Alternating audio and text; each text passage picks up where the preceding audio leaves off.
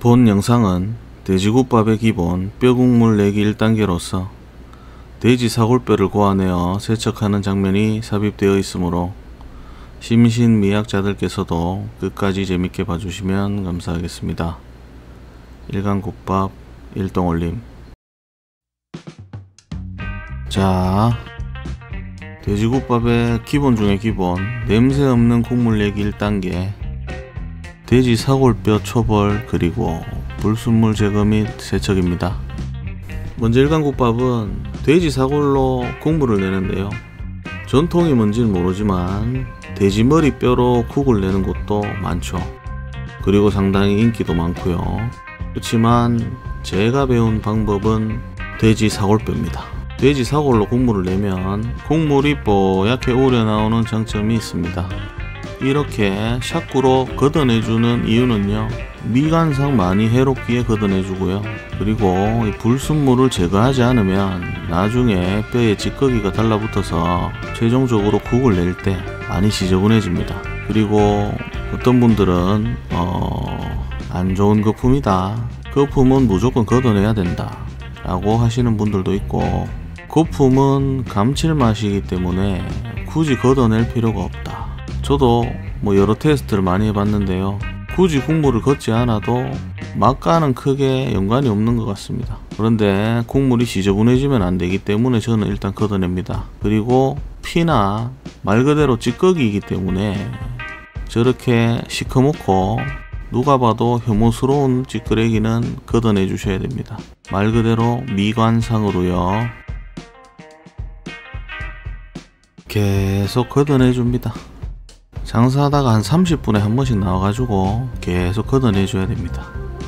그래야 뼈를 치댈 때 더러운 게 없고 깨끗하게 씻깁니다.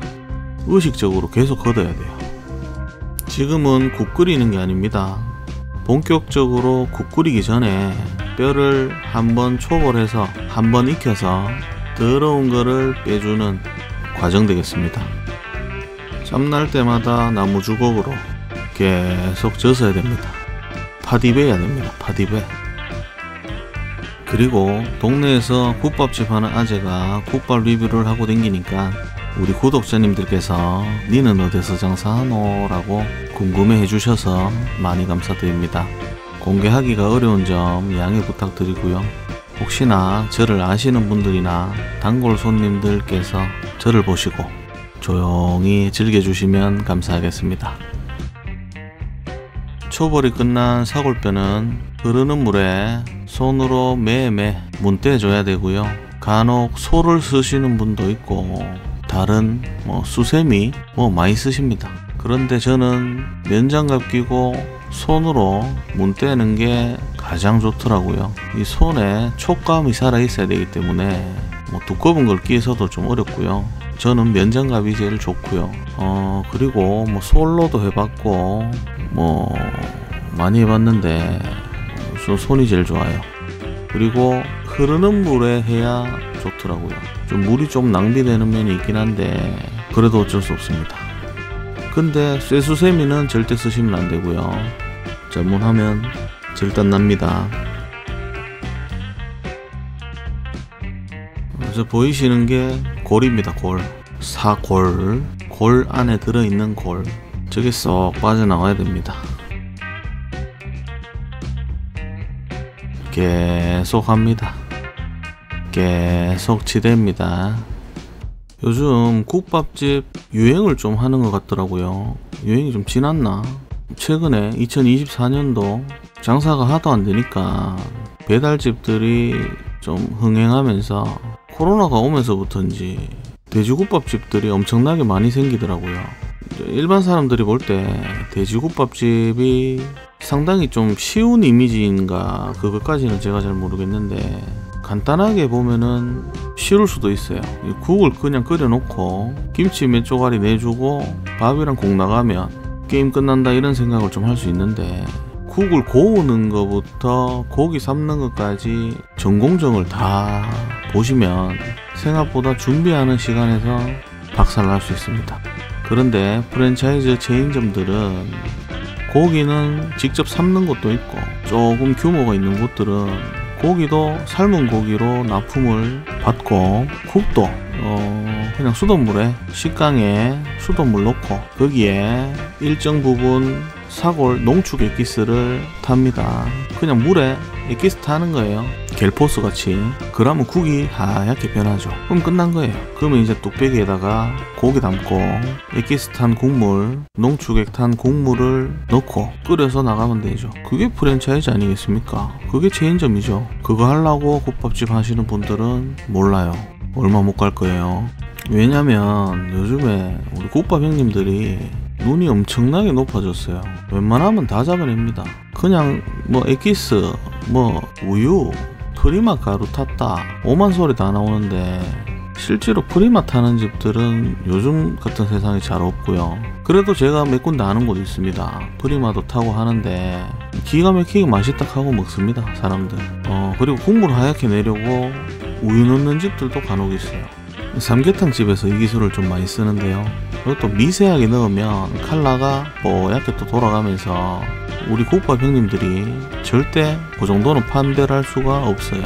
저도 그 정도는 판별을 할 수가 없기 때문에 항상 제가 국밥 리뷰를 하면서도 국물에 대한 부분은 상당히 조심스럽습니다.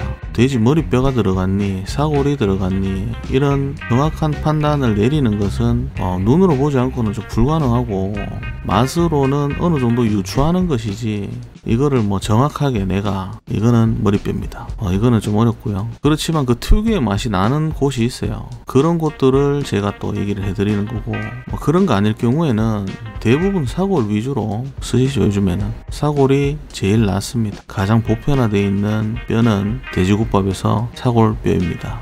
그리고 제가 엑기스에 대해서 아까 조금 말씀드렸는데 엑기스를 굳이 나쁘게 보실 필요는 없어요.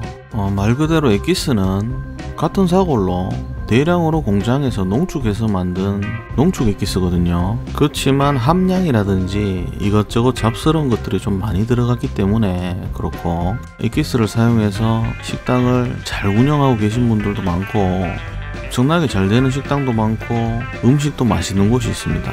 근데 음식을 보셔야지 자꾸 거기에 쓰는 재료를 못 먹는 재료를 가지고 장사하는 곳들도 아닌데 그런 것들을 굳이 파집어내서 이거는 잘못됐다고 하시면 장사하는 분들은 조금 힘들 수 있습니다. 또 장사하는 입장에서 또 가지는 동질감이고요.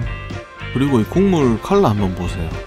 이 초벌만 했는 국인데도 보통 갈비탕 컬러, 시커먼 국물 컬러가 나오죠. 말씀드리긴 좀 그렇긴 한데 조금 냄새가 나는 집들 간혹 있잖아요. 초벌하지 않고 쓰는 집들이 간혹 있어요. 굳이 초벌이 꼭 거쳐야 되는 공정이다 이렇게 말씀드릴 수는 없습니다. 우리가 찜닭을 할 때도 한번 초벌해서 잡스러운 것들 비워내고 두 번째 양념해서 만들잖아요. 같은 맥락인데요. 저렇게만 고안해도 국이 갈비탕 컬러로 괜찮게 나옵니다. 그리고 초벌한 이 국은 당연히 버리는 거고요. 국이라고 할 수 없습니다. 부유물 찌꺼기입니다. 이까지 오신 분들 고생하셨습니다. 들어가세요.